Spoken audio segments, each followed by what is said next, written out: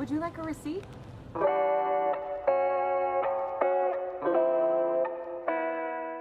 A quick Google search will tell you that a good portrait needs good lighting, good location, good composition. It needs to speak the soul of that.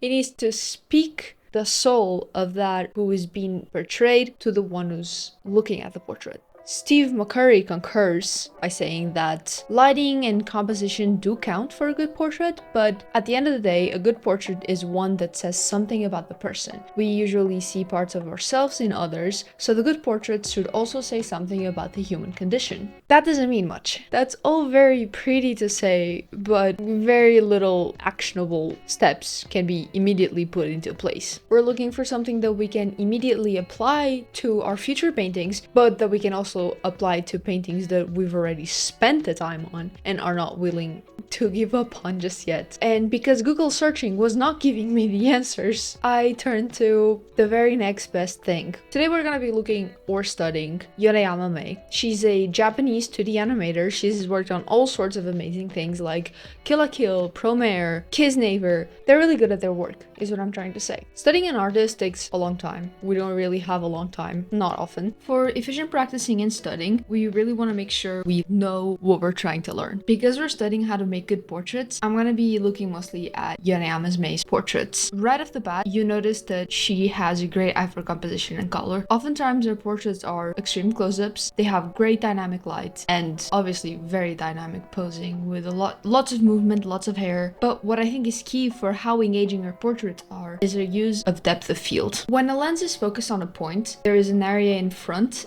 and behind that point that looks really sharp. That extent is depth of field. Traditional photography and live action film take advantage of this tool all of the time. Animation is always mimicking it, so it's no surprise to see Yoneyama using it on their illustrations. How would we go about applying it to our own work? It was the weekend and I had more time than usual, and I really wanted to make a proper study of one of her pieces. This is the piece that I chose. I quite like the composition, I like the interaction between the two characters, I like the lighting, and he had just enough depth of field for me to feel like I could make it work. I wasn't really sure about copying it line for line, so I just replaced Yoneyama Mai's characters with my own ones. It made the lighting and the coloring a bit different, but I was very happy throughout with how it was turning out. Looking at the two side by side is a bit discouraging, and yet I feel like I learned a lot, not just in terms of portraiting, but also new rendering techniques I'm not sure I would have tried out otherwise. I definitely 100% recommend you doing this if there's a particular artist you're really into.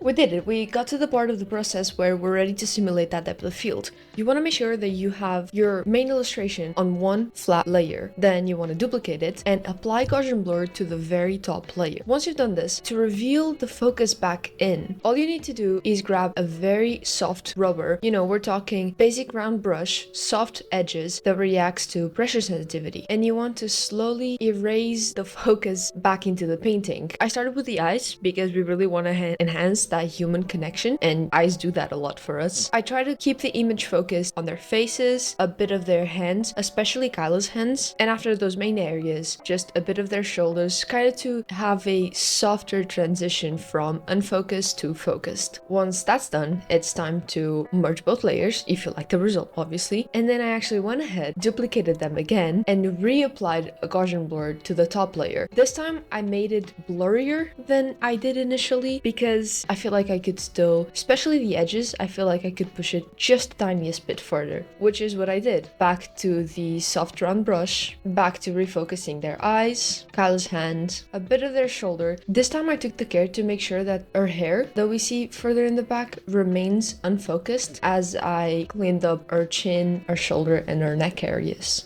Here's a comparison side by side. This is before and after. Now that I felt really warmed up and like I had new tools in my belt, it was time to see if I could apply this technique to previous work that I had already finished and I'm not or was not 100% happy with. I took a couple character portraits that I made for characters in my D&D campaign. I tried to finish them up using the techniques that I learned from the previous study. I think some of them were more impacted by this new approach than others, but I can definitely see myself keep using this in the future and I recommend that you do too. Let me know what you think.